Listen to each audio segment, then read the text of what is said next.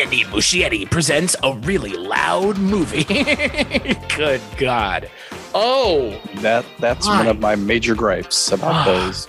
How about the fact that this is not one, not two, not three, but 10 hours of content being served up to you by Stephen King and a various group of people.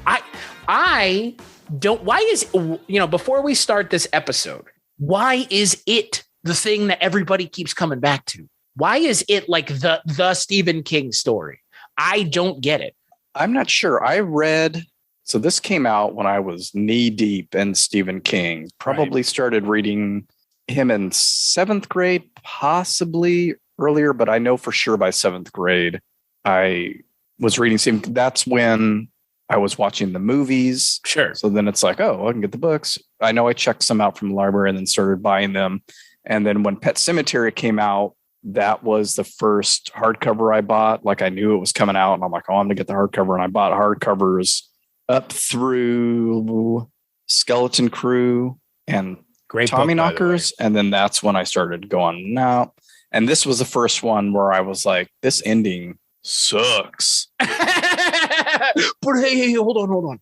If we make a joke about it in the movie, it like absolves us of the fact that we fucking suck at ending long form narratives. That has been my complaint with Stephen King for as long as I've read Stephen King. Yeah. It's always Skeleton Crew. His short story collections are absolutely some of the finest horror short stories being written.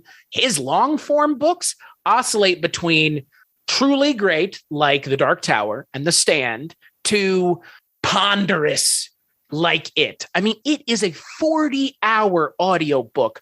What the fuck do you have to say? Look, for a comparison, the book about Watergate is 40 hours long. Right. What necessitated you to think a fucking 40-hour book is needed for a story about ostensibly 6 kids fighting a clown? Yeah. And I remember being excited when the books were longer because it's like, oh, there's more to read. Right. And I remember the first time reading that, I was like, oh, I don't know that I'll ever read this again. And then when Tommy Knockers came out, I specifically thought to myself, I remember doing this. If this ends like it did, I'm done. And it did. And I pretty much was. I never read or saw Tommy Knockers. They fight a giant spider at the end of that? It's just about as bad as that. And the miniseries is just about as bad as the original It miniseries. Ladies, but I reread it knowing that the new one was coming out and it had been so long. So I went and I think I had given all my hardcovers to my brother-in-law at some point. So I went and got it back, read it, and really enjoyed it a lot more this time. It's insane how much backstory is given to even the most minor of characters. You mentioned yesterday when we were talking that opening with the gay couple, like you find out everything about those guys. Yeah. There's like, 10 pages. Yeah. Just about them or the one that gets killed at least. King has never been a concise writer in long form. It's very Dickensian. Yeah, that little girl, that gets killed at the baseball game. You're gonna learn her whole backstory, and then you get all the backstory of the town that's just hinted at in the films. And I enjoyed it a lot more. I enjoyed that level of detail and depth much more as an adult. But it's still, overlong, bloated, and the ending is ridiculous. It's still a book about 6 kids fighting a clown. Yeah, which doesn't need to be 4,000 pages. It would be a lot worse if he wasn't such a damn good writer. I mean, it at least it flows very easily, and I mean, I think I read it. I don't even know. It didn't take very long to get through it. I just kind of gobbled it up this time. Yeah. And then was able to compare that when I saw the movie, or at least the first one, because then the second one didn't come out for another however long. But, and since we're talking about them, I did watch the miniseries, it came out in 1990. I think I was already back from London. So I was 21 then, still not totally dismissed Stephen King, but wasn't religious about reading everything like I was. And I figured, I'll tape it. Pretty sure I taped it, watched the first half right away and thought, this ain't so great. And I don't think I watched the second half for a while. It took me a while to get to it because it just didn't compel me to finish it. So starting with that one, I mean, when did you first see it? Because you weren't haven't even mentioned what this show is. Ladies and gentlemen, do your intro. On the Kulturecast, on this episode, we're talking about something that I have talked about before. Mark has talked about before. Mark Begley of the Wake Up Heavy podcast. Frequent guest. I'm a frequent guest on his show. He's a frequent guest on my show. We're talking horror movies, but we're talking 2 horror movies and a miniseries. If you don't know what it is, if you don't know what it is by now, it is it. It being Chris. It being Pennywise. No, we're going to be talking about the original miniseries, It, like Mark mentioned, from 1990, and then the subsequent films made in the more recent era of filmmaking, It Chapter 1 and It Chapter 2, though it originally was just released as It, but don't let that fool you. It's a 2-parter, folks.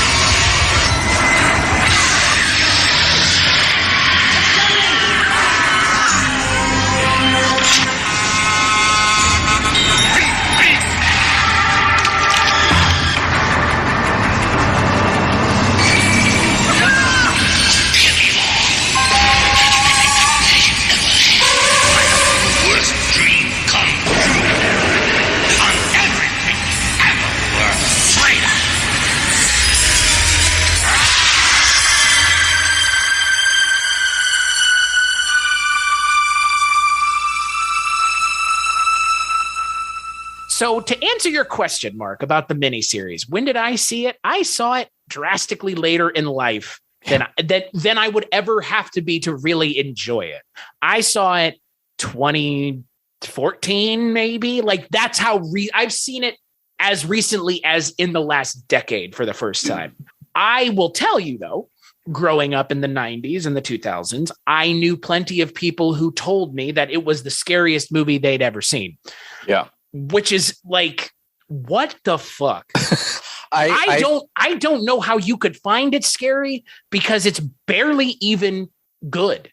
It's not really even good. Frankly, for the most part, it's not good. The performances are atrocious almost across the board, aside from one, maybe 2. The ending really fucking shits the bed more so than even the new movies do. Oh, yeah. And by the end of it, you have spent 3 hours with characters who are one-dimensional, beyond one-dimensional, and stay one-dimensional, even though you're given, again, probably 20 minutes with each character at least, like just them, their story. But that the miniseries lives and dies by one performance in my mind, Tim Curry's. And I know that you're not a fan. I don't dislike it, but I don't find it scary at all. I see it as pretty hammy throughout. Right. He's right. I mean, it's a funny, scary clown. In the new one, it's just a scary clown. Right. And a lot of its issues have to do with it being a TV miniseries, not a cable miniseries. It wasn't on HBO. The stuff that we know these days, Netflix and all that, didn't exist. It was on ABC. And in prime time. So they're hamstrung by that for one thing. Most of the effects are pretty laughable for another thing. It's just I love when Pennywise goes down the drain and becomes a puppet. Cleo got a kick out of it. It's like what? I'm like, there's claymation in this. There are stop motion. There's, I give it a lot more slack now, I think, than I did in the past. And watching it with her, she really enjoyed it. And as I've said before in the past, that always helps me enjoy something a little bit more, to have a different perspective. It's not good, but I have fun with it. Yeah. It's not a, even though it is, 3+ hours, it's not a slog to get through. It is almost, and I kind of hate this term, but it's almost so bad it's good. And that's mainly the performances. But there's something there's something to enjoy, either to kind of chuckle at, why is it so mean? Or, we had a good time watching it. And I have watched it multiple times. I know I watched it prior to it coming out and It Chapter 2 coming out, and I'll get on Stephen King kicks and go like, well, I've watched everything else. I'll watch this one again. Why not?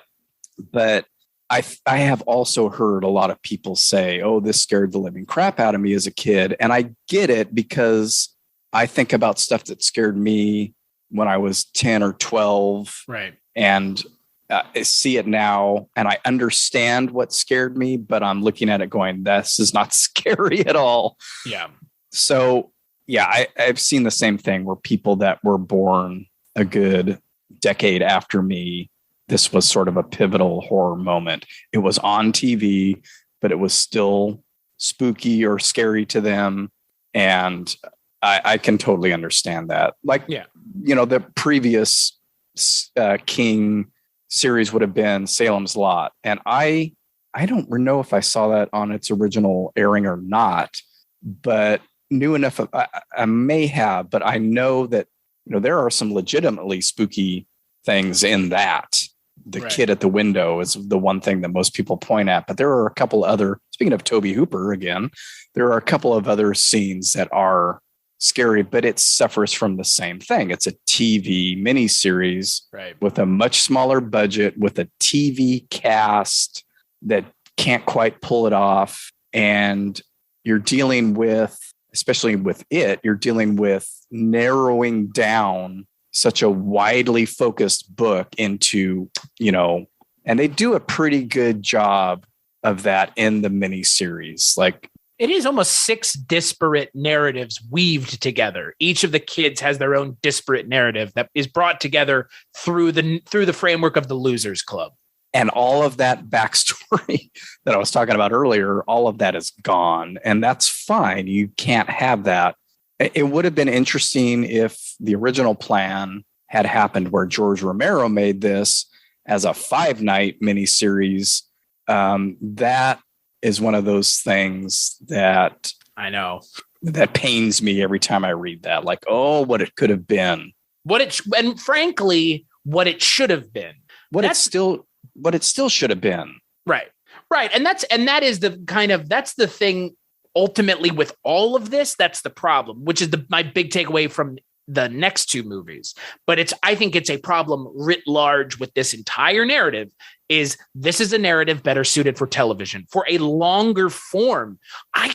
When they announced that they were doing the movie, like in theaters, I was flabbergasted. I was like, what are you thinking? Like, this is a story that needs to be told not slowly, but methodically. You need to build. This is a 2 or 3 season show, really. Like, at least 1 season for just the kids, and then another, like, it's 2 seasons. It's a limited series. It's one season for the adults, 1 season for the kids. I mean, that's how I would do it. That's how I would think intelligent screenwriters would do it. But again, they've put themselves in the same box. Again, in 90, they didn't put themselves in the box. That was the box that they constructed in the aughts. They have no fucking excuse as far as I'm concerned. Right. This was on TV because it had to be. At the very least, a 10 episode, something, one and done series, to 8 to 10 episodes. Do you remember Hannibal season 3? They split that story in half. They could do that here. 5 episodes of the kids, 5 episodes of the adults. It's odd because that stuff was already happening when the first one came out. I remember when it got announced, and it was still up in the air as to what it was going to be. One long movie, split it in 2, and they never really figured that out, which is obvious when you see them now, that there was no set plan. It was just, this did really well, so now we can go ahead and do the second part. Right. Because it was still odd that the first recent It was just the kids, and then you think, the second one's going to be just the adults. But then they fiddle with that too. So it's called Stranger Things Happened. That's what it is. Yeah. I mean, it's not a coincidence in my mind who they cast in It. They took one of, if not, I would say the kind of the biggest breakout star from Stranger Things, and they put him in It. And that immediately elevated it to like something that teenage kids are going to want to go see, because now the kid from Stranger Things is in it. And now adults have seen Stranger Things and they've already seen it. Like, I don't know. I want so badly to live in a universe where books are treated adaptation wise with the respect that they deserve, because authors are sitting and crafting these narratives and you are just hacking them to bits.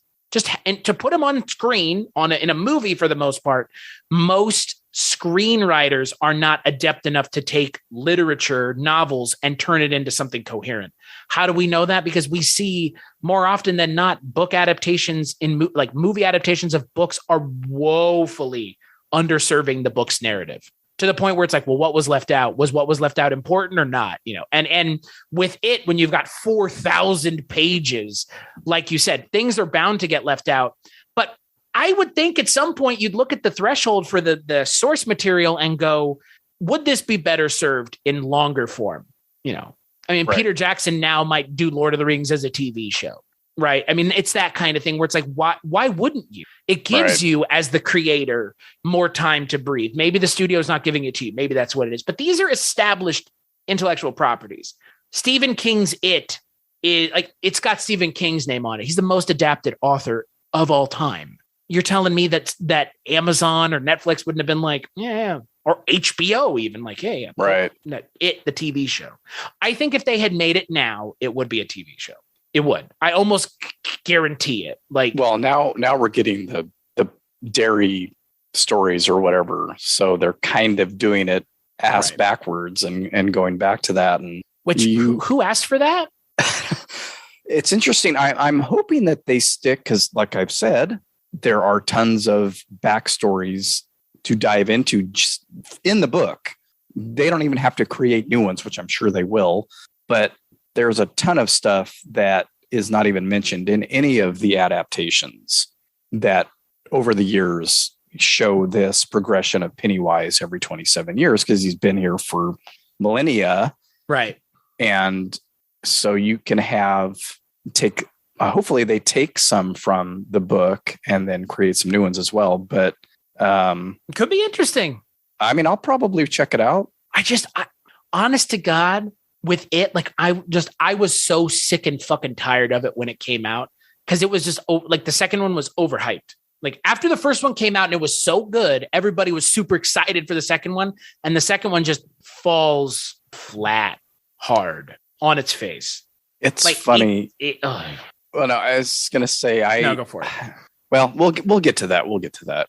I think if we're talking about a coherent narrative being told from start to finish, as bad as the original is, which it's not great, again, but it's fun. And like you said, and I would agree. I would go as far as to say it's good in a so bad it's good way. I would agree. Like, the Annette O'Toole, why is it so mean? Pretty much everything with John Ritter, everything with Harry Dean Anderson for sure is just insufferable, but you got to laugh at it. And especially now with Annette O'Toole essentially refusing to talk about it, it's like, you knew what you were doing was bad, is what you're saying. Like, you have internalized your performance, and what they were asking you to do wasn't great. And it's not. It's most of the actors, like you said, can't get up over the hill of like, this is a television movie, and you're being asked to do probably a little bit more than you'd be asked to do elsewhere. And I don't think that anybody is able to get there. Nobody really gets there. Tim Curry as Pennywise is the best part of the original series. And Tim Reed is probably the most even throughout. Yeah. Yes. The Mike 100%. Character. But I would go as far as to say that that's the case in the sequels as well. At least the adult version of Mike is that's the thing, it's hard to talk about one without talking about the other now. Yeah, right. Because I can't help but watch the original and go, okay, well, now that we live in a post-It, new It world, I'm going to always be looking at the way they did it. And again, differently, better is subjective. If you're going to get the narrative either way, right? I think we would both agree the original movie, the two subsequent, sequels or, movies, chapter 1 and chapter 2, the narrative is the same. Ultimately, the bones of the narrative are the same. For me, I would still rather watch the original because I do like Tim Curry because I find him being funny and scarier than just I play games or whatever Bill Skarsgard does with his eyes. That's not scary to me. A guy crossing is, but it's not. I like it, but it's not scary. It's more. I really like his performance. I that's one thing that I probably said on the whatever Stephen King thing I did. That contrary to, most people, I prefer his performance, just his delivery. I like the voice that he's doing. I do like the crazy eye thing because it's real and not CGI, and the slobber that just sort of happened because of the teeth that he's wearing. And I like the look of him better too. So I give. But he's a Hot Topic clown. You know what I mean? Yeah, exactly. It's like the Joker it's like Jared Leto's Joker. Like it's a scary clown that like no kid is gonna find Tim Curry scary. Like until his eyes go yellow and his teeth come out. And he does that thing. Yeah, when he does that, then we're all on board. He's scary as fuck. But no teenager, because ultimately It Chapter 1 and Chapter 2 were made for teenagers. It's a teenage horror movie in a lot of ways. I mean, just watch, especially the second one, and when we get to it, we'll talk about the thing that you hate the most and the thing that I make fun of all the time. The first one is not scary anymore, I don't think. I think it's an interesting look at TV movies in the 90s, but it's not scary. It's Tim Curry's performance is an interesting performance, but it's not a scary performance. He's doing something that's in between. Yeah, it doesn't elicit chills and for one thing, he's not in it very much. For a 3+ hour, when you watch it all at once now, it's 3 hours and something. He's in the movie. He's in it for like 12 minutes. He has like 12 minutes of screen time. So but he makes the most with it. Right. And the one thing, and I mentioned this to you the other day that I always forget is that I always think that, okay, first night of the miniseries is all kids, second night is the adults. But like I realize every time I watch it, oh no, we do the flashback thing. It's more interwoven. It's just the second night is their adventure to kill it. But it's more structured more like the book actually was, where we hop back and forth. The book is constantly cutting back and forth. Yeah. I mean, in every chapter, it'll say the date, so it was either 1950 something or 1980 something. In the book's case, like 85 and 55, I think. And it was updated to 89, to 59 and 89 for the miniseries. And I forget that because I always think, the second part is always less interesting because it's just all adults. But it's not really that. It's more of the adults. But even then, we still have flashbacks. And even with the original, I still prefer the kids, even though, again, they're not performing at a high level. I mean, even little Seth Green isn't really that great. I always forget. Yeah. I think Jonathan Brandis is probably the best of the child actors. He's good. And the girl that ended up in Ginger Snaps and a couple other horror movies, I forget her name. Oh, Emily Perkins. Yeah, she's pretty good. She is honestly, I think the kids are pretty good. I would say the kids in the original, I'm not going to say they're better than the new one. They're different. It's a different kind of kid because they're kids in the 50s. Not kids in the 80s. Right. I don't know. Those performances work for me because they're going for a specific kind of performance. It hews closer to the original book in a lot of ways because these are kids. These are kids that are the kids from the book. In the new movie, it's 80s kids. They're Goonies kids who say shit and fuck. Like, Yeah. But yeah, Emily Perkins and Seth Green and Jonathan Brandis are standouts in the original cast for sure. They are definitely better than the adult actors in this. Oh. I mean, there's just no question about it. And like you already mentioned, even John Ritter, who I love in most stuff, I really feel like, and I may have read this, I don't think they had a lot of time to prepare for this. I think it was a pretty rushed shoot. And that's very evident because the dialogue is so ham-fisted, it's not even funny. Well, the why is it so mean thing comes to mind, right? I mean, I use that little blurb often in my show. People that listen to Wake Up Heavy have heard me use that just as recently as probably the last episode when Cleo and I watched this. So I will say, because I asked her last night, I said, what's your kind of ranking of the its? And she likes the miniseries and then the first of the new ones and then the second one last. And I was like, okay. I said, I think you and Chris might agree on that. Your daughter's a smart woman, my friend. You're raising a smart one. They're telling the same story. That's my problem. You can't even, not you, but I'm saying the you of the directors, by the end of the second I didn't feel like you justified the existence of this movie. I can go watch the original with its terrible climax, with a giant shitty stop motion. I mean, the stop motion spider looks good, but that's not the problem. The problem is it feels clunky at the end. Yeah, it's not shot well. No, it's in a very poorly lit, very clearly set bound location that looks it, feels it, and by the end of it, you're like, can this just be over? Can you just kill him and leave? I find it interesting that they went with the book for that instead of changing it like they do in the new stuff. Right. And like, you're not beholden to making this thing look like a spider. It could have been anything, something that you could actually manage with the special effects technology that you had back then, which was,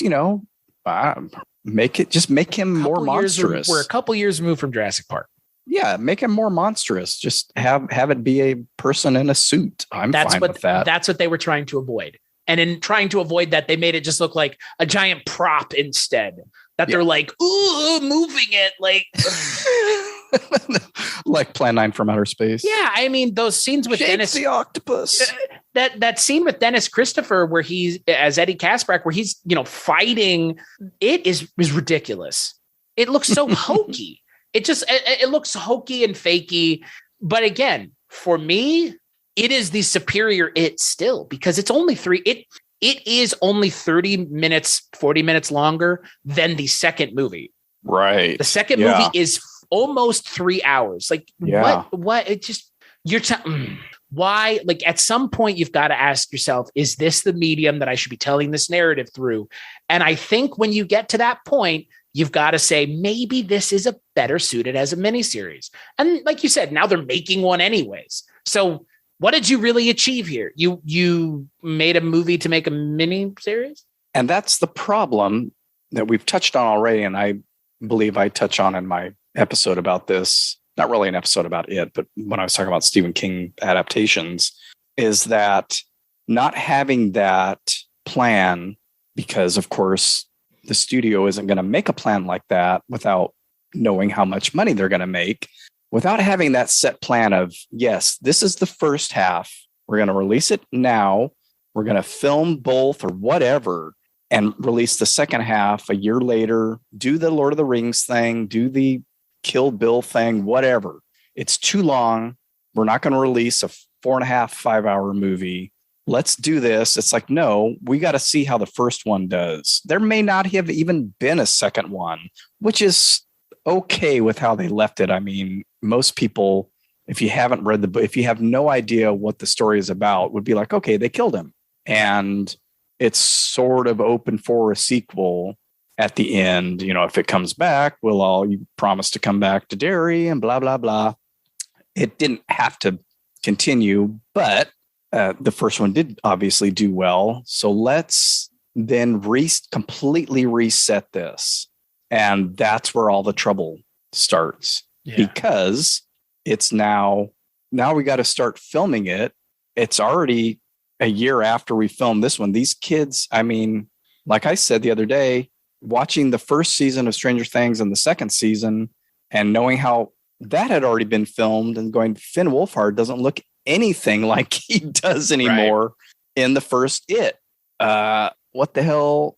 And I just kind of assumed, well, they'll just sort of fudge it and they're going to look older, but it's the same time period. Or maybe they'll fudge it and say, it's a year later or something in the movie.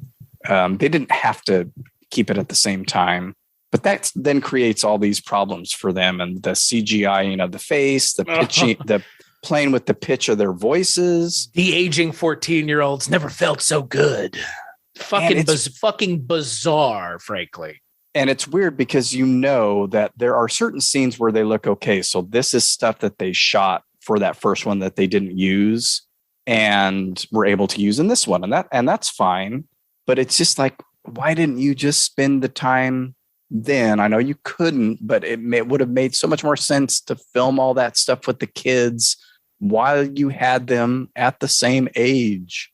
And then, if you need some new stuff, do it. But to basically film probably a good 80% of the kid stuff much later than when the original was filmed just didn't help things at all.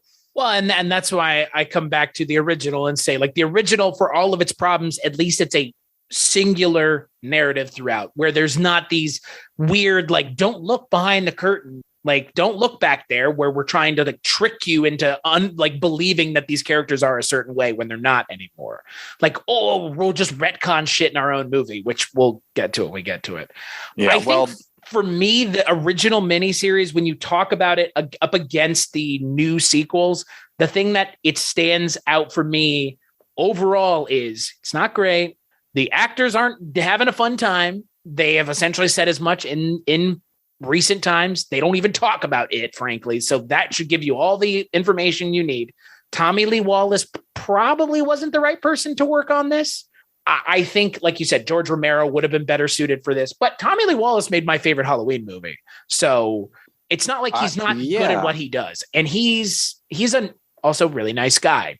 So again, I'm not going to slander or throw shade at Tommy Lee Wallace because Halloween 3 is the best Halloween movie. If you don't like that, tough shit. I mean, I've never been a Michael Myers guy. I always found the idea of blowing up children's heads with Halloween masks a lot more nefarious than one dude with a knife walking around stabbing people. And anybody that knows me or listens to my show knows that I'm in agreement with you on this. It's the only one I've done an episode on. So. And it's the one for the longest time. Everybody was like, that movie's a piece of shit. It's not a Michael Myers movie. And now it's like, no, you don't understand. That is the Halloween movie. Right. Not only is it a Halloween movie, it actually is about Halloween too, which is also kind of fun. And it's the one, like I've said many, many times, it's the one that I rented the most because it was the most out there. It's wild. Robots, exploding children's heads, Tom Atkins just being Tom Atkins. Yeah, man. Tommy Lee Wallace is a fantastic horror director. I just don't think this was it. And again, I think that ABC clearly had their fingers in the don't go overboard pie, as in don't overdo it with the blood and the gore and the adult content, whatever you want to call it. I mean, this is 1990. This is 1990. This isn't Hannibal on NBC, like we talked about. You know what I mean? Like if they showed this now on over the air TV or whatever you want to call it, if they showed it now, I think you'd be able to get away with obviously a lot more. But it does feel kind of like baby's first retelling of it. It feels like those episodes of The Sopranos and Dexter that they were showing on like A&E, where instead of saying fuck, they say friggin', and they cut out all of the blood, gore, and violence. It's like, well, you're just taking away the heart and soul of the story. Yeah. And that's the major problem for me, is that it was a made for TV miniseries. Right. When I think about it, and I probably make this comparison or have made it in the past, is that the miniseries is much more faithful to the book, which sometimes can be its fault, like the ending. Obviously, a lot more was left out, but you get the basic story of it. The kids dealing with it in the 50s, their losers club, the clubhouse, the barons, actually exists in the miniseries. Bill Denborough's wife actually exists in the miniseries, which is a big part of the book. And it's still weird to me that they even included that in the miniseries because it kind of goes. I mean, it plays out. They had Olivia Hussey. Wouldn't you include it? She's like the other prestige casting that I always forget about. But she's why is she here? Who the fuck? It doesn't amount to much. It doesn't. It's a much more complex and convoluted and blown out in the book, obviously, and takes a lot of time in the book. But I'm kind of glad it's not in the new ones. But when I compare them, then that brings up all the changes that were made. And I remember after watching the first one going, where the fuck are the Barons? That's like that's their safe haven. Right. Not even mentioned in the first one. And that's where, when I saw the second one, I was like, oh, all this familiar stuff is back now. So when I left that, and when I talked about it on my show, I was like, I think this is the one that I'm going to watch because it negates the existence of the first one. You don't really need it because we still have the kids in this one and we do the flashback thing.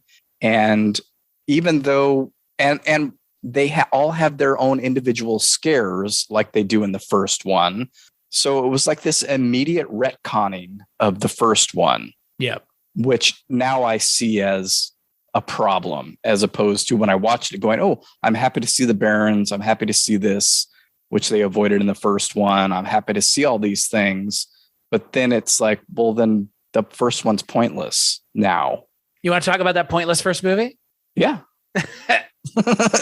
So it's directed by Andy Muschietti, but it was almost directed by Cary Fukunaga, which for me, you were talking about the thing with Romero and the original that for me is the big one here. Cary Fukunaga, if he had worked on it would have been scary. It would have been really something to get excited about. Instead, I'm just going to come out and say it because it is the thing that I make fun of this movie the most for. It's in the trailer. It's not in the movie. You pointed that out to me yesterday. But so what?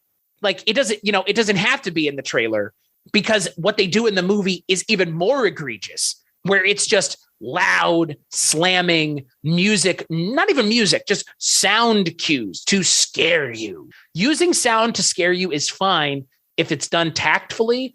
When it's just a loud noise and a clown screaming at the screen, like pretty much all the scares in at least the first one, not so much the second one, but the second one has its own bucket of problems.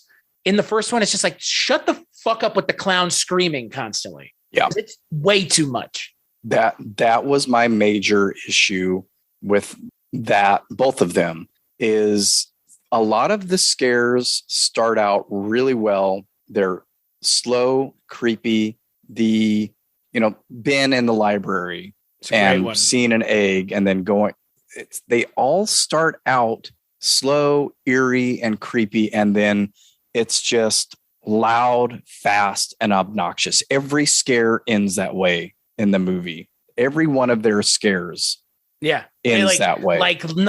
You're not being hyperbolic, literally. Yeah. The leper and the thing in the library. Like it's all the same shit. Like it's just what scares that kid, make it loud and chase after him. Right. Loud and go shaky and run towards the camera.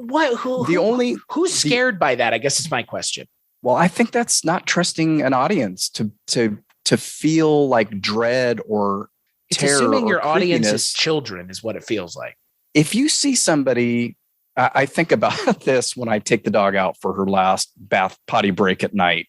Like if I saw somebody down the street and in shadow and I noticed them start to walk toward me, like that would freak me the hell out. But if I like turned around and somebody just went, it would startle me. But momentarily, but it wouldn't. I mean, obviously, maybe that's a bad example. It would scare me, but it would startle you momentarily. It's not like a sense of foreboding and dread. Right. It wouldn't make me feel like, it wouldn't make me think, what is this guy doing? Why is he walking toward me? I can't see his face. All that stuff. That's what I'm thinking when these scares start out. Ooh, what's that going to turn into? What's this? The only one that I think is effective, I really like the opening with Georgie. I think it's done very well.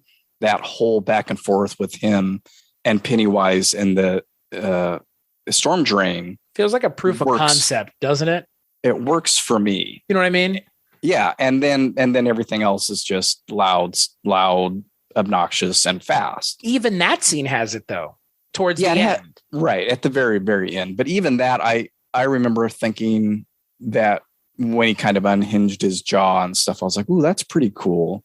But yeah, after that, it's just like, I'm going to run towards you. There's going to be a loud noise on the soundtrack. And that's what scares people. And I think most people get fooled by that startling them, thinking that means scary. Which is unfortunate, because in my mind, what it really does is it further degrades the horror genre in a direction that I don't like. And that direction is, this is the expectation for big budget horror movies, is loud noises, screaming, and, jiggling of the camera. Yeah. And it was so fucking successful that it did change the way big budget horror movies are made. And it kind of paved a way for bigger budget horror movies to exist. But at the same time, it didn't really, because what have we seen in the last 5 years since the first one came out that has really been influenced by it? I don't know. Right? But the loud, fast stuff is very common in anything, like the Blumhouse movies or something. Yep. Something like It Follows is more along what I'm thinking of, like some person just ambling towards you. Right. And I can understand that doesn't work for some people, but it works for me more on a, this is more realistic. This is what I would probably encounter in real life. Somebody ambling towards me, or just catching a shadow when you get up to use the bathroom in the middle of the night or something like that. Not, somebody pounding on your door or screaming their head off. I know their intentions. I know your intentions if you're jumping out and screaming at me. Right. Well, I mean, I think that kind of cuts to what this entire conversation about the way of using Pennywise is about. Either he's a loud, scary clown, which is what he is in the new movies, or he's quiet and creepy and menacing, which they do, like you mentioned, they do it a couple times, but it's almost like a disjointed scene where he's that for 3/4 of it. And then at the end, it's like, nah, it's like, that's not scary. But Bill Skarsgard is good. I'll give you that. I will give you that 100%. I'm not a huge fan of it, because for me, what it strikes me as is he and or the movie is trying too hard. You're trying too hard to be scary. You're doing the dancing and the eyes and the drooling. Like, you don't have to do all of that to be scary. You don't like that. All that other stuff is just window dressing. What I assumed the character was going to be was something really scary and delighted in playing with the children, as in like taunting them. And, he feeds off of their fear. That's what he eats. He eats them because he makes them feared.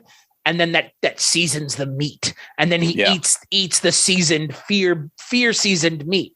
Why does he not just kill all the kids at any point in this movie? Like, you know what I mean? Like, I've never understood that in any of these movies. It's like, just kill him. Yeah, just kill him, clown. He kills Georgie right away. Right. And obviously some of the other kids that have gone missing in the town. Yeah. Yeah, that's always been kind of... not trying to be Mr. Cinema Sins, but... They're obviously scared in each of their individual scenes in all adaptations. And I guess you can say not scared enough. I'm not going to do the movie's job for it or the book's job for it, because they don't say that. It feels like the 007 thing, the villain, like, you took the words right out of my mouth. I'm going to let you sit and think about this while you're sitting on the table with the circular saw going towards your crotch. Let me tell you my plan. Yeah. Where it's like, just shoot him. Speaking of Seth Green, like in Austin Powers, Dad, just shoot him. He's right there. Just put a gun to his head and shoot him. Like, Pennywise, why don't you just kill him? Like, he has them all on their own. On the ropes multiple too, times. In every single one of the scenarios. Yeah, even as adults, he could kill them, and he doesn't. I think that's what people like to refer to as a plot hole, and I plot convenience. Yeah, and I can't disagree with that. And I don't want to be that guy, but that is the one thing when I think about this that really bothers me is it doesn't make any sense because the clown in the new movies is brutal. He eats kids. He rips their arms off. And, I mean, we see it in the movie. We see it in the movies. Yeah. We see it with Georgie. We see it with Hochstetter in the tunnel. We see it in chapter 2 with the girl at the baseball game, the kid in the fun house, or they ramped that shit up in the second one hard. And I like that scene of the little girl under the bleachers. It's works. That's a scene that works for me. Even with his head, flying open like a snake, unhinging his jaw and biting her head off, which they don't show, but that plays out well. And I like it when, speaking of Pennywise, what I like about his performance, and he does this, I think, with her and with Georgie, is there's a moment of like where he kind of just goes blank. Yeah, he stops and loses his smile and stuff. And that to me is like, that's the creepy part, right? Of him. You don't know what he's thinking. I mean, you know what he's thinking, but you don't. You can see that. You can see the smoke coming out of his ears. The gears are turning. Right. And it's like switching gears from that jovial characterization to now my jaws are going to unhinge and I'm going to eat your face off, right, or chop your arm off. So speaking of the children, did you like the kids in the new movie? Yeah, I like all of them. I'm trying to think. I really liked Jack Grazer as Eddie in the first one. He gets changed in the second one, and I didn't like that change. He becomes Finn Wolfhard's character randomly. He becomes the second Richie. Yeah. And I'm like, what? I mentioned that to my daughter. I'm like, why do we have two Richies now? He's not like this. He's the hypochondriac who has a lot of funny lines. He's not the asshole smart aleck. That's Richie's job. And they do this in other instances where they strip Mike of his whole story almost entirely in the first chapter. And I'm like, why are they giving this to Ben? And again, they had to kind of retcon it in the second one and give it back to Mike. Mike is the one that does all the history studying, or the studying about the history of Derry in the book, in the original miniseries, and basically in the second one, because they have to give it back to him or Ben has to stay and be the librarian. Which makes no sense because that's completely changing the narrative. It would have made sense in reference to the first chapter, though, because that's what Ben does. He's the librarian. Well, hold on. He's the architect that builds the barons. Whoops. Why not change the narrative? I've never that's the other thing I don't understand. Why not make your own? Like, you've got the framework, but do your own thing. Like, yeah. Are people going to be, the question I have is, I guess, if we can assume that you leave 50% out, right? Let's just say 50%. I'm not saying that, but let's say you have a narrative, a novel that you're adapting. You leave 50% of it out. Are you telling me you're just going to leave 50% out, not do anything with it? Are you not going to do your own thing? Like, I appreciate that we can adapt things, but I don't think we need to be 100% beholden to them entirely. Oh, yeah. Yeah. And I think that would have been a change that they should have made. Sure. They switch it up. Why not? Who cares? Who really cares? Stephen King, he already doesn't like adaptations anyways. Like, they might as well have swapped it and had Ben continue in that role in the second one. You're gonna piss off all the It fans doing that. It was really weird to me, though, that, and I may just be making something out of nothing here, but it was strange to me that they took the black character's story and gave it to the white kid. It is strange. I'm like, does anybody else notice this, or is this just me being too whatever? #woke. I'm like, that's odd. Why can't he be? And they mess with they do change, like his backstory is totally different. Mike's backstory is different. They do a little bit of that in the original with Eddie, having him be a virgin. Right. In the book and in these, he basically marries his mom. And I like that they have literally the same actress. Yeah, right? Same actress in the second one. But I always thought that was kind of weird. And then they change in the new ones. They change Richie, and I which I'm fine with. It's just like, but you didn't set that up in the first one. And again, I'm not now okay you're with it because it's gay baiting. It's 100% gay baiting. They don't even fucking say it. They don't even say I'm gay. Yeah, it's a weird. Fuck you, movie. How's that?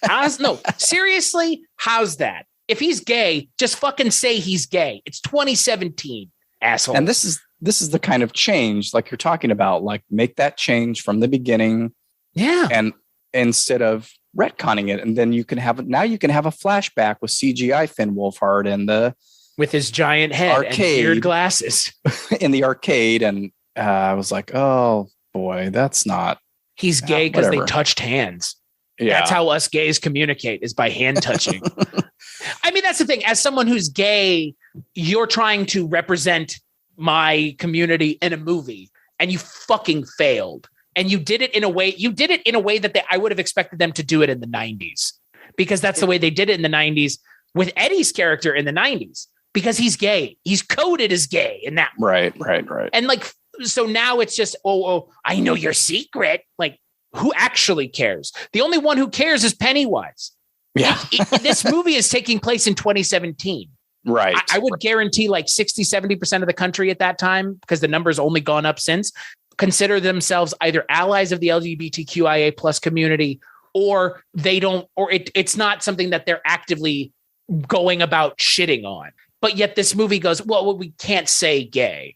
But that's my perspective. Right. It didn't bother me like you can see it bothering people when they make changes in Marvel properties or DC properties with skin color or sex or gender identification or something. Like, Richie isn't gay in the books, that kind of stuff. Like, I fucking don't care.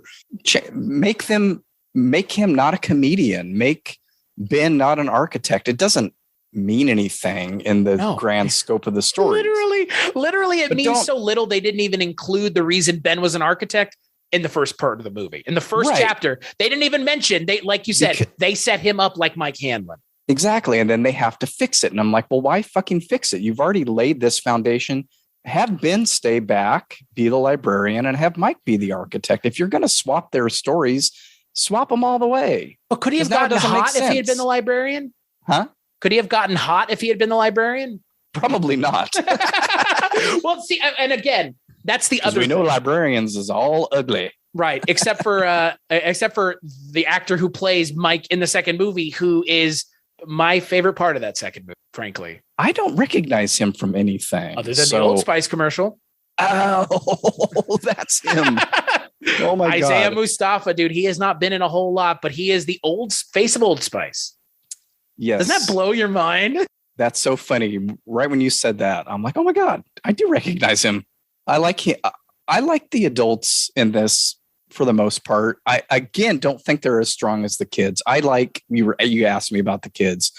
I like the kid that plays Bill. I really like Jack Grazer in the first one as Eddie. Definitely my favorite. Finn Wolfhard's fine. Sophia Lillis thing. Yeah, Sophia Lillis I really like a lot in just about everything that I've seen her in. She's one of those like what's that girl's name that's in the first Annabelle movie and in Ouija. Oh, Lulu. She has a genuineness to her acting that I really enjoy. I agree. And they were both in Sharper Objects. So I like the kid actors a lot. Good actors. Probably right. And this is the thing, comparing them to the original, these kids have all really honed their skills already prior to this. And I think that's just a generational thing as well, where you're not taking kids that have been playing in sitcoms and throwing them in this TV miniseries. You've got kids who are, working in film. Right. And TV as well, but stuff like Netflix TV and HBO TV and working with, directors that are getting something out of them. But compared to the adults who are fine for the most part, I don't think James McAvoy can do an American accent. Anytime I've seen, I'm like, Cleo, what's this? What's he? Kid, get over there. To say he's miscast might be an understatement. He is not just miscast, he's poorly cast. I appreciate and I get what they were going for. They wanted a serious actor with an A to be in this movie. Jessica Chastain and James McAvoy are actors with a capital A. They're in dramatic, serious movies. They are brought in to elevate the two kind of serious characters in the piece, Bev and Bill, because they have a romance that goes nowhere for whatever reason. Don't know why even fuck with it anymore. It's a waste of time. You know where it's going. You already know who the characters are that have sent the note. So it's like we're just figuring out along with the characters and it goes nowhere. But she's already figured it out in the past. Right. That's the other thing that they retcon. She already figured it out that Ben was the one. Yeah. But James McAvoy is awful in this movie. Genuinely, he drags the movie down anytime he's on screen because he is miscast. He is my least favorite of the adult characters in this one. And it blows my mind. His wife is in it, but only at the beginning, thank God. Right. But what's funny is Peter Bogdanovich. Right. Rest in peace. Yeah. But what's funny is I remember I'm sure you got caught up in it too. Like, who are they going to cast as the adults in the second? Yeah. movie? Yeah. They a lot of the sites that I was reading at the time, they called James McAvoy almost immediately. Huh. They were like the kind and of Jessica Chastain. Right. Those were the two that were like, these are the kind of our, bucket list casting would be Jessica Chastain as Bev. Yeah, makes sense. She's a redheaded actress. Okay, fine. And James McAvoy though. Yeah. He's a short, diminutive guy. I guess that's what I wish I could see what he brought to that audition as the character. Cause it doesn't come through on screen. I mean, the kid isn't a short statured kid. No. And he grows like 5 inches.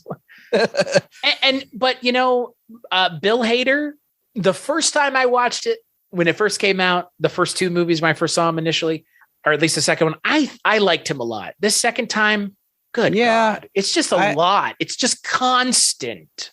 10 million times better than Harry Dean Anderson, though, and his awful improv.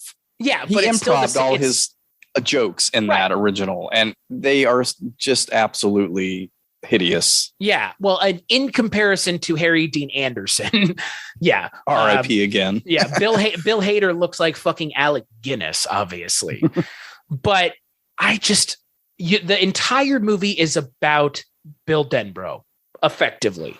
It opens with his character. Does it end with his character? No, but kind of. I mean, the story comes full circle in a way that he is ostensibly the lead. And James McAvoy, the second one has a lot of problems. The retconning is a big one. But the casting of James McAvoy as your second lead or your first lead, I guess, Bill's definitely the lead. He's the lead of the book and the right original, and because it's Georgie dying that starts all of this, so it has to be his story. At least James McAvoy didn't have an awful ponytail. I wish they had it. Speaking of, I would have loved that they used that as their homage to the original miniseries. Hey James, you got to have a ponytail. What? Well, at least he's still an author, but it allowed them to get some cracks at Stephen King in. Yeah. Which again, it feels like it's like, oh, you're going to hang a lantern on the fact that this movie's ending is going to suck. And many of the books that came after this had endings that sucked. Cell, The Dome. Shall we continue? We could run them. Knockers. We can run them down. That's the thing. Needful Thing. Well, Needful Things is okay, but that's another one that was kind of like, do you know where your books are going to end before you start writing them? Because it sort of feels like you don't, brother. It's called cocaine. It's a hell of a deal. That had a lot to do with it. I mean, that's whenever I make jokes about it or whenever anyone brings it up, I always go, that's the book that Stephen King created along with his best friend, Cocaine, because it's a 4,000-page book about a fucking clown. Like, what the hell, man? Like, at some point, the story's got to end, and it ending with a giant spider in the new movie is just as bad in the original, but actually, frankly, worse because it goes on for like 3 times as long. It's half of the movie. The movie's 2.5 hours long. That's why I said to my daughter, I'm like, did we finish this when we watched it a couple months ago? Because I was struggling with remembering the finale, the extended finale of this one, and how we replay a lot of what happened in the first one. And that's when I started. I think I just tuned out the last time we watched it before watching it the other day. Oh, you mean you didn't like it becomes the fucking repetitive. fetch quest in the middle of the movie? It becomes that I don't mind so much. But again, that's repeating a lot of what happened in the first one. So they do this thing where they're like, well, we all went apart at some point during the summer, which you saw, but then there was a secondary part to that. And it's like, fuck you. Yeah. That's so retconny, lazy. It's like the thing with the Barons where it's like, oh, remember this clubhouse we had? It's like, no, because you didn't go there in the first movie. You didn't show it, or you didn't even mention it. It's like they think the audience are dummies. You ran through it to have the rock fight. That's the only instance of it. And it is very retconny. And that becomes much more apparent now, even though I'm glad to see that stuff in there. It's like, well, why wasn't this in the first movie? Right. You made these choices to leave stuff out for time or whatever to hit on these other things in the first one. And now you're playing catch up and you're changing things in the interim. You've backed yourself in a corner that you're having to get out of with Richie or with the swapping of Mike and Ben. And now you've got to kind of fix them. So I think I like I said, after I saw this and left the theater, I was like, now, I mean, this is like the complete story. You don't really need the first one, but I never bought the Blu-ray for the second one. I bought the Blu-ray for the first one right when it came out. And that kind of made me realize, I don't think I'm glad that stuff is in there, but I don't like how things were handled.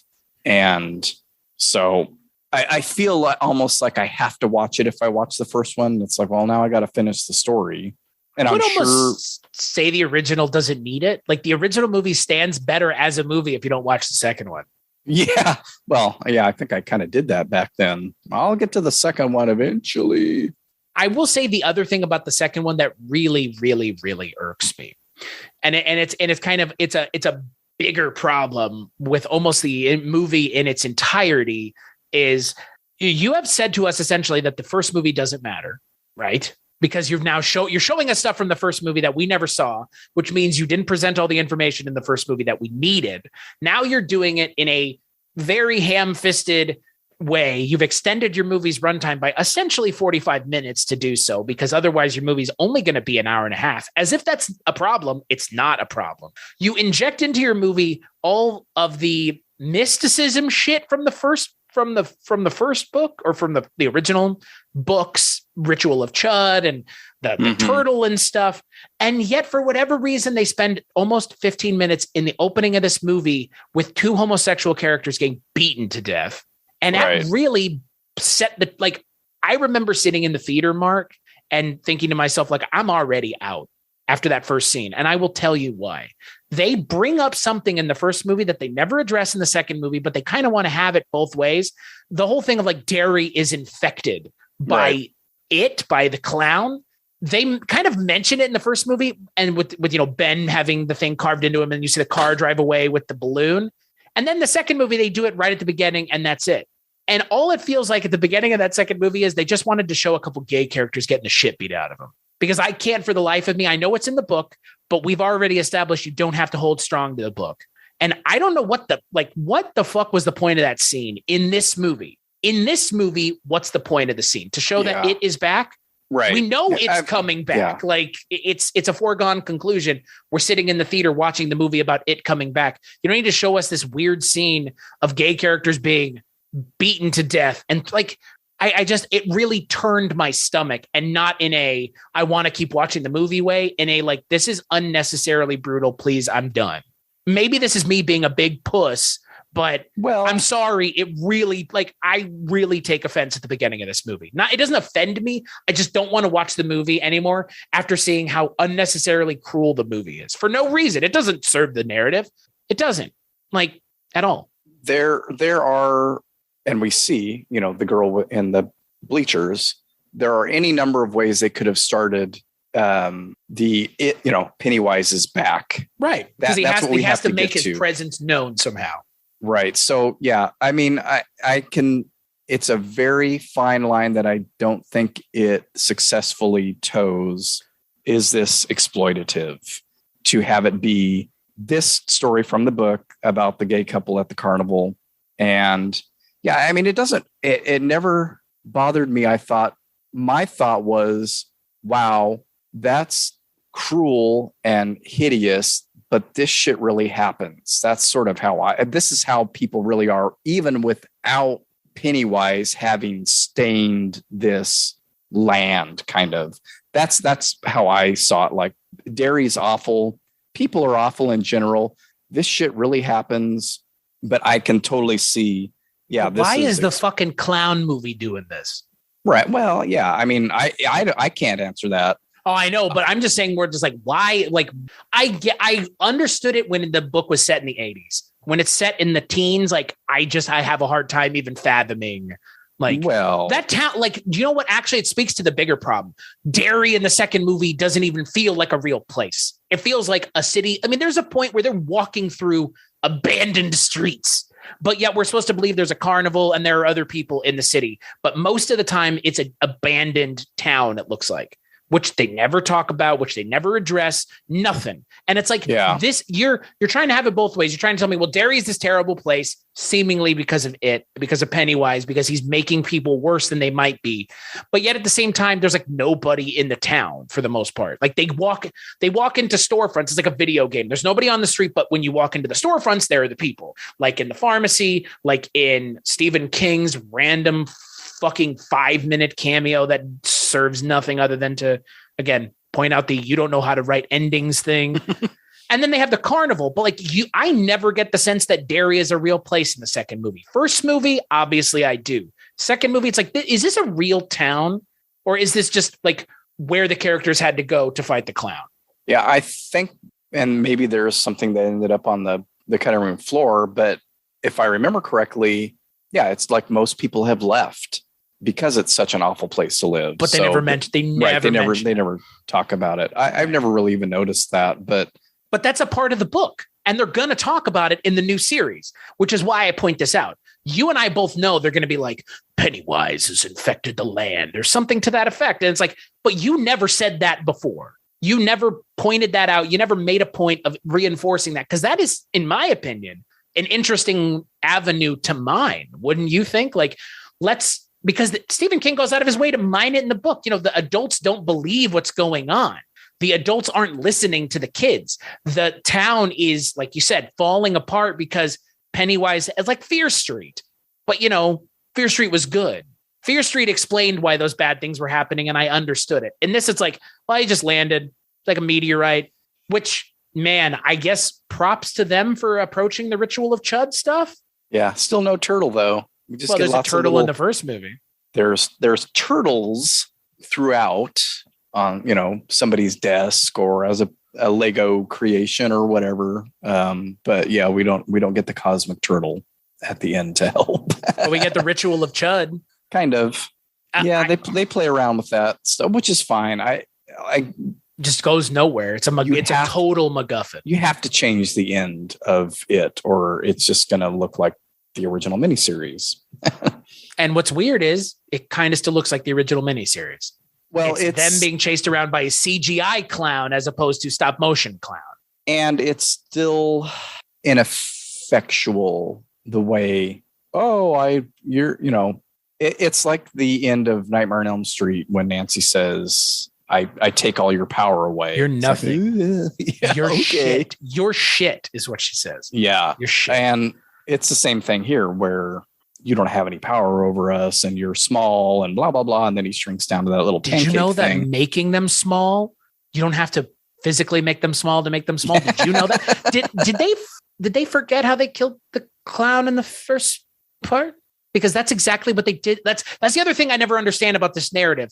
We're being led to believe that they forgot everything, but they didn't, right? Because Mike didn't forget everything and they remember everything at the end. So they just magically fucking remembered how to kill the clown that they've already killed before by doing the exact same thing.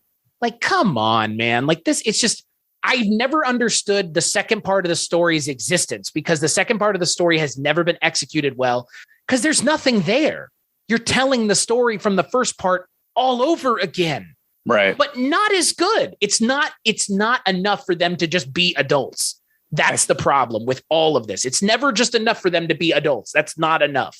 I think that's the problem with the story in general, is that the story itself. That's why in the miniseries, that's why in these movies, that's why in the book, the adult sections are the least interesting. Just have it kids on an adventure, and they like the first half of the new stuff, and they kill it. It would be fine. Right. I mean, kids in peril is inherently more interesting than adults in peril, especially in the time and place that they're setting it. That first movie is less of a Stephen King It adaptation and more of an adaptation of The Goonies and E.T. with more horror dressing, with a true horror narrative on top of it. Because those characters in the original, in It Chapter 1, are not, like we've already mentioned, are not very close to the characters in the book. They're kind of their own thing, because again, this is being transposed into the 80s. These kids can't act the same. It wouldn't be believable. They wouldn't be scared of the same things. You know, they have, for whatever reason, at the end of the second movie, the new one, you know, Ben going, "You're just a mummy." It's like, that wasn't even in this fucking movie. Like that's in the original. That's the whole Universal Monsters thing. That was what Stephen King was trying to do with it, was shoehorn in the Universal Monsters, because they show up in the book as Frankenstein and the Wolfman and the Mummy. That's nowhere in the movie. But yet they go, "You're just a mummy." And it's like, that is not from this story. That's from the original It story. That's from the It TV series, but that's not from this. So why are you saying that? It's so bizarre. Like they don't know where they lie on the spectrum of the It story, because they're getting their own wires mixed. Did we say this? Didn't we say this? Did we show them this? Did we change it? It's like, do you even know? And does he not see a mummy at some point in the first one? I know that Ben's scares are the headless kid and the eggs and the librarian, but in the house, maybe not. I don't remember it. It's there in the original, because he sees the fucking wolf. That's right. That may be what I'm thinking of. And yeah, he does. Yeah, I wonder if that's just supposed to be a callback. Well, the fervent fans of It. Well, and Ben is, I believe, the only returning actor from the original. The kid that played Ben is in that office, in the architecture office or whatever. Well, because they're trying to convince you that he's the original, that he's Ben all grown up. Right. That's true. Because he would have been the more believable Ben grown up. That's the other thing, that the whole, like, he's not fat anymore, now he's hot. Like, oh my God, are we still doing that? Yeah. I don't know. Like, what's weird is there are idiosyncrasies in the original It story that do not play now, that don't have any point or purpose being in the new narrative, and they kept him in there. Like he's skinny now, so he's hot. It's like, fuck you, movie. Like, good Lord, what the One thing they don't keep, though, is preteen gangbang. Hey, let's not baby. leave this conversation without bringing up the preteen gangbang. Almost to the end of the episode, and I thought we were going to make it to the end without mentioning it, but no gangbang, folks. So because it was needed to begin with. The miniseries, I think she gives them all a hug, and in the new one, she gives them all a smooch or something like that.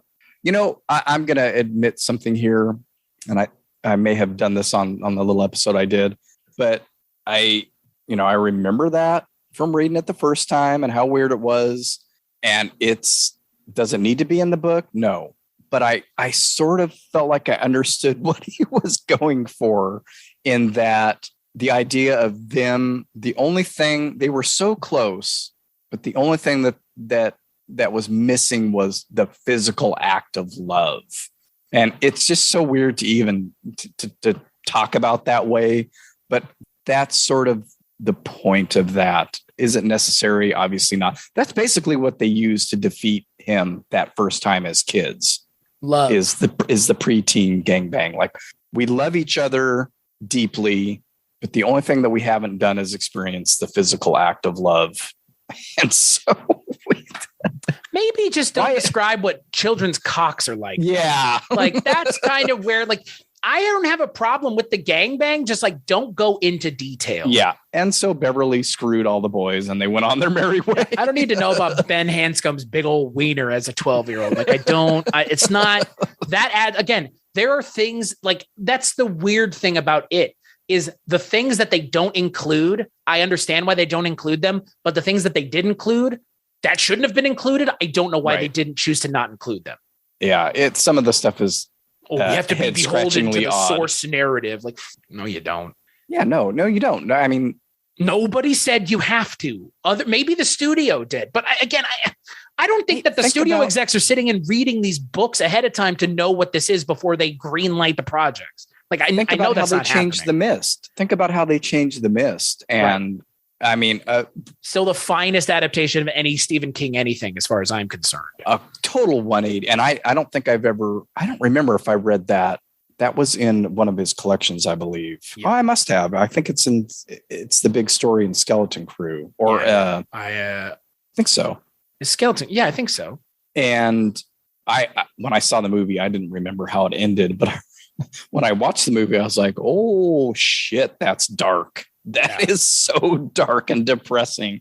But I love that movie. And then reading, that wasn't, because Stephen King does lean towards happy endings.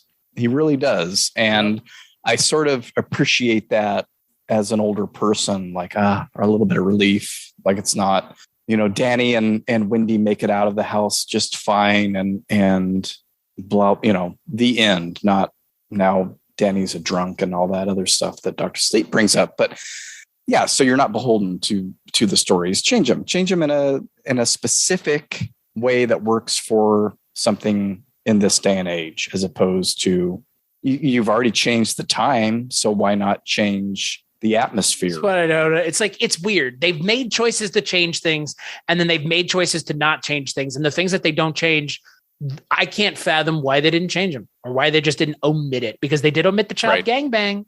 Yeah. Maybe they should have included it in the new movie. They should have. Frankly, I think they should have done something to that effect. Fukunaga would have actually. I heard some weird shit about his script. He had some weird shit going on in his script. Again, I can't remember specifics, but there's a lot to mine with the It story that they don't mind because they have to be beholden to the scary clown narrative. There are things there to mine. They never have, because it's all about the scary clown. Because again, we talked more about how Bill Skarsgard's eyes are doing things and he's able to be scary. Than what is the story of It about? What is it really about? What was Stephen King trying to talk about with his story? What's it like to grow up as a kid? The problems and ins and outs of being a kid? Trauma. Because none of the movies take a stand. None of the second there's two other movies, chapter 1 and chapter 2. At the end of the second movie, they kind of try to like be true to yourself and be with your friends. It's like, this is such lazy shit. Like it's just so lazy, because like the movie has had nothing to say almost the entire time, and then they try to tack it on at the end. It's like, remember, you'll know what Stanley said. It's like, right, which I think is a fabrication of the film. Speaking of, yes, completely. Again, and that's the other thing, like the Stanley Uris character is completely underserved in the second part of the narrative because of the way they did the narrative. Again, it's like he's completely underserved as a character. And I mean, he's underserved in the book, but that's the intention, because he kills himself. Right. Which makes sense in the case of the book. And he was always the one that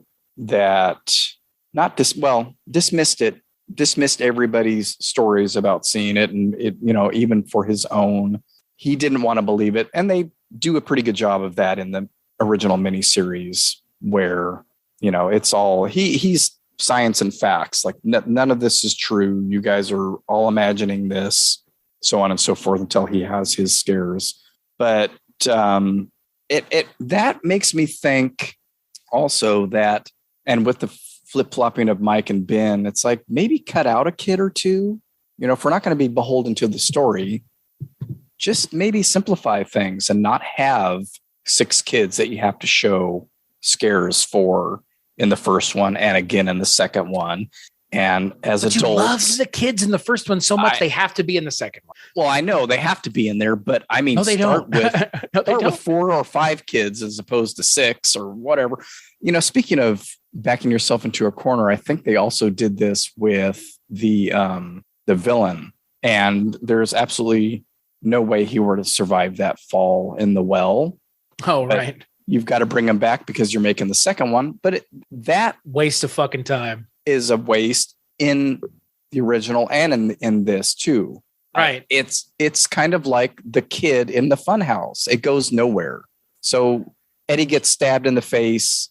He doesn't kill any of them. No. You know we both know who that's drawing literary inspiration from, right? From fucking Renfro, from Dracula. I mean, that's that character, right? He does the bidding of the villain, right. But is completely unhinged. But yet somehow Renfro in Dracula is actually a compelling character. Henry Bowers is just an asshole. He sets forth plot points. Right. He makes things go forward. This is just, I'm in your bathroom. I stab you in the face. I get stabbed. I leave. Maniacal laugh. It's mishandled in the original miniseries. It should have just been left alone.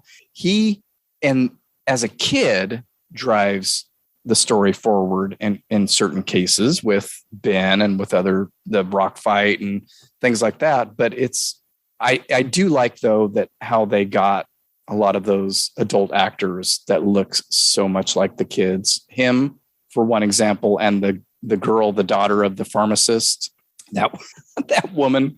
It's like, did you find their moms or their older siblings to play these people? Because it's uncanny how much they look like the younger actors. Honestly, Jay Ryan, the actor who plays Ben, I think he looks the most like his younger self. He really does, which is shocking because they're not related at all. No, it's a good match. I actually think that the Eddies too, they look a lot alike. Yes. I like James Ranson a lot. He was in a season of Bosch that I recently watched, and he's a fun actor. He's a squirrely little actor, and I like that kind of that energy that he brings in Bosch. He brings it in It as well, where he's kind of a little squirrely, kind of a little bit of a weaselly looking guy, but that's what he needs. He plays Eddie perfectly. But then they show young Eddie in the new movie, and it's like, what fucking character is this? Because the Richie. Older version of him is still acting like the one from the first movie. Yeah, that really does bother me that they turned him into Richie number 2 in that second one. I'm like, wow, I don't need another smart ass. Well, and it goes nowhere. Like, it doesn't serve anything. We already have the joke machine in Finn Wolfhard. Right. Like, so now we're doubling up on them because I guess it's part of that relationship that they have, or something that they're trying to shoehorn in the gay. In the gay. Like, remember that scene in the first movie where he goes and carves the initials?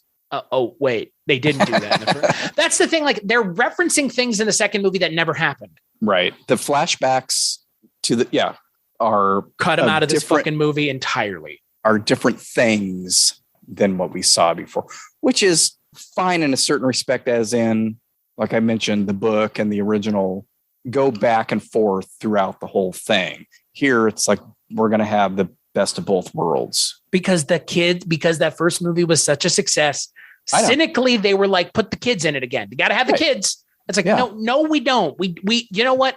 The perfect shot would have been take all the kids stuff out, other than the way the film opens, which I think is rather successful, where she's, Bev's levitating or whatever. And then just have the kids at the end of the movie where you see them looking in the reflection and seeing themselves. And that would have been a good earned moment. Instead, it's like, I have seen the kids. They look fucking weird. They sound fucking weird because they've been CGI'd. I mean, Finn Wolfhard looks like he has a beach ball for a head. I don't know how else to describe it, but whatever they did to Finn Wolfhard to de-age him makes him look odd, like a CGI character. Yeah. And you can really notice it on a couple of them more than the others. Yeah. Ben, Eddie, and Finn Wolfhard and Richie all look odd. They look very strange. And it's like, what? So it's like that thing in Justice League, Whedon's version of Justice League, where it's like, why okay. So you're going to do the whole CGI mouth thing and make the problem worse. Like, don't make the problem worse. Just go with it. Because you know what? If you do what they did, everybody's going to notice that you digitally de-aged 15-year-olds. Everybody's going to notice that their voices have been pitched up digitally because we have the first movie to go back to. Yeah. Like you said at the top of this, like they should have just filmed them together. I know why they didn't, but I also have this really strange idea that Stephen King movies are successful when they come out. Yeah. Like, it's a Stephen King movie. Is it going to be, are we going to make money? Like, yeah, I think so. It's a scary clown movie. I really think they should have had enough confidence and say, shoot all the kids stuff, just shoot a shitload of kids stuff and use that for the flashbacks in the second one if you want it or whatever. They may have been thinking all along, well, we're not going to use the kids in the second one. And I feel like that was the idea, but you kind of can't because you're not going to do a whole movie. I mean, I understand what you're saying, have it just be them, but it's not going to do nearly as well because it's not the interesting part of the story. It then just don't tell the fucking isn't. Second part of the story is my point. Yeah. You know what I mean? Like the second part of the story is not compelling anyway. So why are we keep going back to it? Yeah. You know, and look, I think a lot of it also stands on the shoulders, and we've talked about him before. Gary Dauberman, who I'm not a huge fan of his. He wrote The Nun. That movie is bad. It Chapter 2, It Chapter 1. He wrote Annabelle and Annabelle Creation and Annabelle Comes Home. Annabelle, I like those. Yeah, I like all the Annabelles. They're okay. They're better than The Nun and The Case of La Llorona. That's for sure. Oh, fuck yeah. So not hard to overcome that hill, but yeah. And, and that's the thing, I think that a lot of this does stand with Gary Dauberman because the script is a mess. It's a narrative mess. It's narratively disjointed. You have the scene where Ben falls into the Barrens and then all of a sudden it's like, they're kids now. Why? Right. What? No, just again, it's just, this movie is 2 hours and 40 minutes long. There is plenty of spots to cut things. You know what I mean? They know where the places were to make the cuts. They just decided like, well, you know what? In the age of Marvel movies being 2 hours and 50 minutes, people aren't going to complain that they're getting more movie. They want more movie. They want to sit there and have more Pennywise dancing around and Bill Skarsgard without the makeup on, whatever that scene was. I don't even know what that scene was supposed to be, where he just shows up as Bill Skarsgard, but Pennywise is an alien. So was that the person that he's imitating? That's not from the book.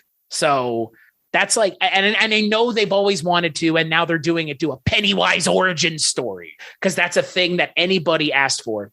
No one did, but it feels like that was like them kind of like dipping their toe in the water of like, showing him and being like, my daddy was part of the circus. Like, but Pennywise is an alien. Right. I've never asked, why does Pennywise look like that? Was that based? I've never asked that. Like, but there must be someone out there who has, because that's what this next Pennywise stuff coming up feels like. Like, let's give us the origins of the character. Like, but it's just one of the forms, right, that he's taken. Right. So why does it matter? Like, is he going to be a clown in the new show? Because he doesn't have to be. Like, I don't even know if showed up. They showed up as a bird in the Indians. The CGI thing. He's like a bird. Yeah. No, it takes multiple forms, and the true form, and as it's explained in the book, we can't really see the true form, but the closest thing we have to it is a spider. That's why it's represented as a spider in the miniseries, and why it sort of takes that spidery form in this. We don't know its original form. That Pennywise is one of the main forms because it terrifies kids, or conversely, it appeals to kids, but then can terrify kids. I'm curious if there'll be a representation of it as a clown in that miniseries. I would think they've got enough to where they can avoid that, where it doesn't even have to be that character. It can be all these multitude of other things that it has been through the millennia. Bill Skarsgard doesn't need to be involved with anything anymore. The Pennywise story is over. Yeah, and I don't know that he is. I've seen very little about it other than I think it's an Amazon show. Beep, beep, beep. Back that truck up to the house, baby. Brinks truck full of money. You know what? It's funny because you just said beep, beep. And it's so constant. It's so constant in the book. And it's never explained in any of the adaptations. Like they say it a couple times in the original, they say it a couple times, but they never explain this is what we do to get Richie to shut up. And that has always annoyed me. Oh, is that what that is? I thought that was like beep, beep, like the clown with the little horn. That's what they would say to Richie to get him to stop, because he's ADHD and constantly talking. And so beep, beep, Richie is the cue to shut up. Huh. But they never explain it. And because I always thought it was like a clown related thing. Kiss me, fat boy. On that Tim Curry's line delivery is always better than again, that's the thing. The lines that I remember from the movie, I don't remember Bill Skarsgard saying them. I remember Tim Curry saying them. Because again, Bill Skarsgard is he looks weird. That's the point. I appreciate and understand why people like his performance, but for me, it's a visually stunning performance. But outside of that, it's just look scary and run around, jump up and down. Like, all right. Is that scary to you? Must be. Not you, but writ large, a lot of people who saw the movie clearly were like, oh my God, this is so scary. It's all right, sure. And I hope that the new show stays away from the source material's worse, more uninteresting parts and hopefully leans into an original narrative. Wouldn't that be fucking something else? I would love to see an original narrative. Why not? Why not? Yeah. They do something like, you know what? People derided Hannibal before it came out. Look at that. Now I would say it is the definitive Hannibal character performance is Mads Mikkelsen. And I don't think anybody would have ever thought anybody could overshadow Anthony Hopkins and his performance. So maybe Pennywise in the show will be something that's so different and interesting and exciting that nobody gives a shit about the clown once the show's over. Yeah, I think it'll be a different thing. I hope so. Even if it's represented, it might just be exploring the evil of the town. That's what makes Pennywise an interesting character is by turning him into a clown and solely investigating the clown side of it, you're writing off all the stuff that is scary, that could be scary, where he is being scary to scare kids because he is like Freddy Krueger. He feeds on your fear, not the fear of children writ large. He's feeding on your fear, like the little girl with the birthmark. They don't accept you for the way you look. And like you said, that's the most successful scene in the entire series. I think it's as good as the Georgie scene in the first movie. And it's because, again, it plays on real fear, real things that are scary, and the idea that you don't look like everybody else and you're ostracized, and me too. Right. Obviously, clowns don't eat you in real life, but in the movie, the little girl, gets eaten by a clown. But I like that when they're actually like having something to say, as opposed to just like, let's go kill that fucking clown. Like, all right, whatever. Or ripping off The Thing, ripping it off completely. Not homage. Yeah. That's not an homage, guys. No. That's ripping it off. Well, and then the ending is a Stand By, which you haven't seen, but the ending is a Stand By Me nod. And, there's all those little things in there. Why they were referencing The Thing is beyond me. Stop making me think of better movies, please. I mean, they have the shot from behind lit the same way. Well, and he says the exact same line. So yeah. It's like, and it's the same creature, basically. A head with spider legs. Like, guys, come on, please. And it doesn't even look as good as the fucking prop in The Thing did. You a CGI mess. Totally agree. So, Mr. Begley, go ahead. Say you cannot. No one will ever top The Thing. Nope. So stop trying, or don't even try. Why are you trying? At least that kind of reference. Like, you can make other references, but don't do that because that's too iconic for you to get away with. Maybe your 12-year-old audience that didn't know what The Thing is like, oh, that's so scary. But like the adults in the audience are probably like, yeah, I've seen this before. Yeah, that looks oddly familiar. So what would be your what's your final take, Mr. Begley, on it, and it? It's an interesting, very sloppy story to try to adapt, and I don't think there's been a successful adaptation of it yet. I was hopeful though. I'll watch any of them again, probably with my daughter until she grows out of watching movies with me. That's never going to happen, boss. Come on now. Don't be talking that way. And it sounds like, she's up for definitely watching the miniseries again. So we'll be doing that, I'm sure. It's kind of nice to have that consistency with that, at least, as it's going to be, they shot it all at the same time and it's pretty faithful to the book, other than what they can't show because of the medium that they were using. But she seemed to really enjoy that one. So I don't know how often I'll watch the second one again, just because it's so damn long. I don't need a 3-hour It movie. If it's going to be a 3-hour It movie, tell the entire story, but don't give me 5 hours of this story where 2.5 of the 5 hours is completely unnecessary and doesn't even serve the first movie you made.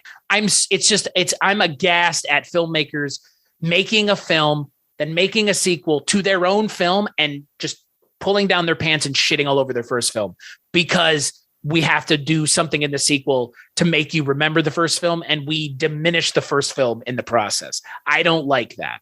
As a film goer, as a film viewer, I can understand where the director might be coming from, but like we've said, you should have done this all one go, or at least the kids stuff. Because again, these kids are 13 and 14. Like, go watch Stranger Things season 4. They're adults now. Why are they giving the kid who plays Will that haircut anymore? Beyond me. I have no idea why. But they're adults now. And and in It, you can see from It 1 to It 2, like they're become adults in the process. Sorry. Hey man, that year between 11 and 12 and 12 and 13 is a lot. They really they should have considered that. And like I said, don't include the kids at all. There's obviously some stuff that they shot that they didn't use and were able to use in this one, but most of it is new footage that's been manipulated, and it does negate the first one in a very weird way that I don't even know if there's a precedent for in other sequels. If you go and listen to the end of the first episode I did on chapter 1, I essentially said, this movie will now be judged by how good the second movie is. If they stick the landing, everybody will be like, chapter 1 is great. Stick the landing. Yeah. It is unprecedented. It's weird that they did this, right? Yeah. Yeah. It's a weird phenomenon that, just really says a lot about how movies are made these days. The Hollywood system got in the way of there being possibly 2 good movies, which should have just been one long movie or a miniseries or a limited series or something. Not, we'll make one movie, maybe we'll make a second movie, but you got to make a second movie to tell the entire narrative, supposedly, or you could have just left it as It. The first movie's It, not just It, but also done. I don't think you need more than the first movie with this. Just call it It, not It Chapter 1, It. And just leave the second one in the dust. That chapter 1 was obviously tacked on after the fact. Because it's not the title. If you look this movie up, it is not called It Chapter 1. It is a title card at the end of the film. And I remember back then when it came out and people, saying about their experience watching it, people in the audience going, Chapter 1? Well, it's what is it? Red Letter Media. They were in the theater and some guy was like, they have to do the adults. Yeah, you have to do the adults. Like, great. Yeah. It's like, fuck exactly. You. Yeah. Look, I've never been someone who has been enthralled with the It story, and the book was just okay. So for me, I'm probably not the right audience here, but I went into it with an open mind because, again, that miniseries is bad but fun. And then the new movies are just, in my opinion, the first one's okay, and the second one is just bad. It's just a muddled, muddy-headed, unnecessary, unsuccessful film, and a sequel to a movie that's way better than It is, for sure. The first one is better than the second without even pause. I wouldn't even think about it. Second one's bad. Second one's so bad, I wouldn't even suggest anyone watch it. Like you can enjoy the narrative with just the first movie. And it ends the same way. The clown dies, as far as you know. If you never watch the second movie, what does it matter? Yeah. No, that's true. And I think that's sort of where I'm leaning now. Like, it's like the Dark Tower thing at the end of the Dark Tower, where it's like, don't read any further if you don't want this entire series to have it shit on for you. You know what I'm talking about? Yeah. And for me, it's like, I mentioned this recently, and I can't remember who I was talking to, but I'll watch the first half of Full Metal Jacket because I liked the stuff in boot camp and not so much the Vietnam stuff. And I can just say in my head, that's where the movie ends. Have you seen Dexter at all? No. I only watched the first 4 seasons of that show. There are 4 more seasons and I have no interest. That same thing. Like, I get to control what I get to control what I watch. Yeah. So I would probably rewatch the first one. It's a fun kids and use that movie. Trick. Like, it's done. Yeah. It's a fun kids in danger movie. But I was excited for the second one and felt like I liked it more after I saw it immediately, but every time I've watched it since, have liked it less. So I would, like I already said, I would watch any of them again with my kid.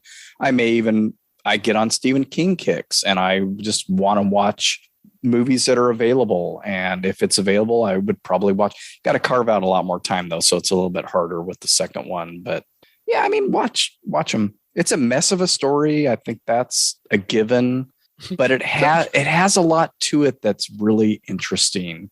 And the source material is a mess. If the source material is a mess, how could the movies not be a mess? Right.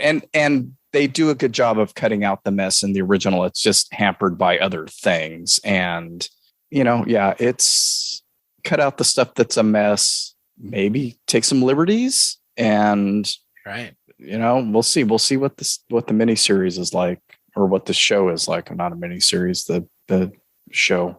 It, for me, is one of those books that's unfilmable. It's like Dune. It's one of those things where, like, I haven't seen a really good adaptation of it yet. Dune, I mean, I have seen a somewhat halfway decent adaptation of Dune. David Lynch is not the new one. But, it's the same way. Like, the original, it is halfway decent enough. That's it. Like, that's as good as it's going to get. Because the new movies, they're not going to make a fucking remake of the new movies anytime soon. Hopefully not in my lifetime. I'm like, maybe if I'm 60 or 70 and they're remaking it, fine. But I hope we have new stories to tell by then. Because that is the other thing here that I want to end this episode with. Stephen King has more stories. Go and fucking do those. Stop doing the same circuit of bullshit. Stop with The Shining and Pet Sematary and Salem's Lot and It. Like, fuck you. I'm done. Like, go adapt something else. Because he has starter. Yeah. Oh, that too. Yeah. Go adapt something else. He has plenty of things. Yeah, that's true.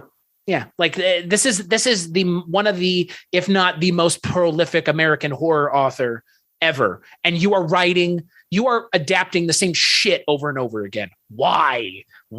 Go adapt something else. Because you're telling me none of those other stories have any value. You can't take one of those short stories and pad it out and turn it into a full length narrative. Fucking Frank Darabont did with The Mist. And Frank Darabont is not known as the world's greatest director. He's just Frank Darabont. And look at him. He made my favorite Stephen King adaptation. And it was a fucking novella. Essentially a short story. He's made 3 great Stephen King adaptations, as far as I'm concerned. That's fair. And they're all shorts. They're all not novels. Yeah. None of them were. They take an idea and they work with the idea into a full feature-length narrative. Yeah. Like, come on, guys. Like, I don't need another, like you said, Firestarter. We've gotten to the point now where that Stephen King has a ton of stuff. I know he does. So go and mine those things. Because, man, I would love to see someone. Frankly, I would love to see someone do a live action version of I forget what it is, but the baseball short story that Stephen King wrote.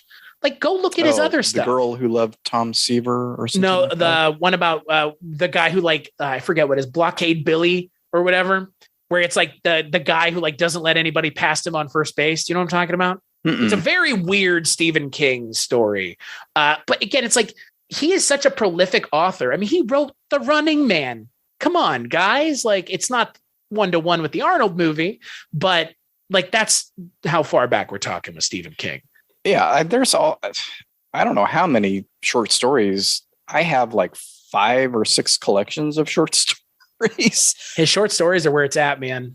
Clearly, you get it. Not very many of them have been adapted. A number from Night Shift, but there is a lot out there to do. Stop doing the goddamn clown movies, please. Do a Stephen King anthology TV show where you adapt the short stories into episodes. Why hasn't anyone done that? They don't pay me shit to come up with these ideas, but someone please steal it from me, because tell me why that hasn't happened. You know what I mean? We're sitting at a time and place with the media consumption and the media output that there is no reason why Stephen King stuff shouldn't just be adapted more if that's what people want, but just stop adapting the same stuff, because those other things are probably dirt cheap to adapt. They're dollar babies. I bet a lot of them are. So, boy, we've come all the way around back to the beginning of it, huh? Back to Mr. Stephen King, where it all began. Mr. Begley, where can people find you talking about Stephen King things that aren't it? They can find me at wakeupheavy.com, on social media, Netflix. Twitter. What's that place called? Twitter, Instagram, Facebook, and Letterboxd at Wake Up Heavy. Stream the show wherever you listen to podcasts, and that's about it. As for me, go ahead. No, I was gonna say, and I did do a series talking about the books and the adaptations, mainly from when I was a kid. So it kind of stops around it. So there's like 6 or 7 sort of short episodes, Stephen King through 1974 to 1979, 1980 to 83, et cetera, et cetera. So find those on wakeupheavy.com. And as for me, cstachiw.com, cstachiw.com. That's my link tree. Go there for all the things I work on. Like Mark mentioned, I've been on his show several times, so you should go check his show out and check out the episodes I'm on if that's a thing you're into. And Mark's been on my show a fair amount, at least once a month. So check out those episodes, mainly horror movies, but we do talk about other things from time to time. Mark even programmed a month this year. Ed Begley Jr. Begley Jr. So that's where you can find all that. Spring on you next year. Ed Begley Jr. Part 2. Or just Ed Begley. Yeah, it's fair. Senior. And patreon.com/Kulturecast, kulturecast.com. Rate and review the show on iTunes, please. That is the best spot to do it to help us out. Mark, thank you so much for joining me for yet another impromptu conversation about 3 movies. We tend to do that. That's our shtick. Yeah, it kind of is. So, so we watched it. I don't know if you should too, but make sure to check out the next episode.